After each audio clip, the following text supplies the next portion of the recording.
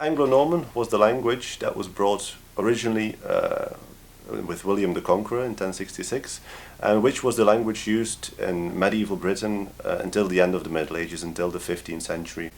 Originally, we could say that it was the language used by the nobility, but over the centuries it spread through all levels of society.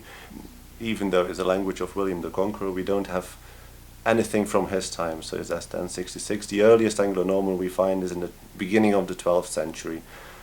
Beginning of the 12th century, the only other language used in England, let's say, was Latin. There's hardly any English at that point.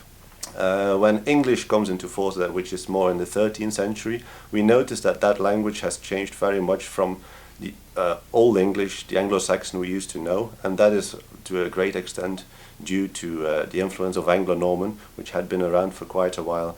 So we see that Anglo-Norman vocabulary influenced the English vocabulary to a large extent. It's a dictionary of the Anglo-Norman language, so it brings together the language as it was used in literature, poetry, in administrative texts, legal texts, medical texts. We don't know to what extent the language was used, and that's something that we're hoping that our work can help clarify.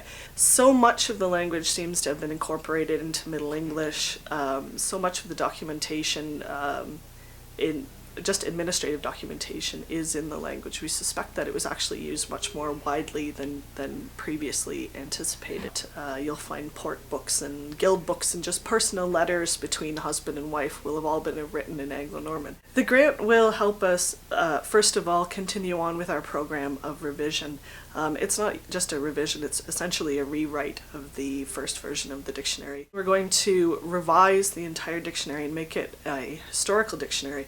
That means that rather than just giving you what the meaning of a word is, we're going to tell you when that word started to be used and how it developed and perhaps when it stopped being used as well.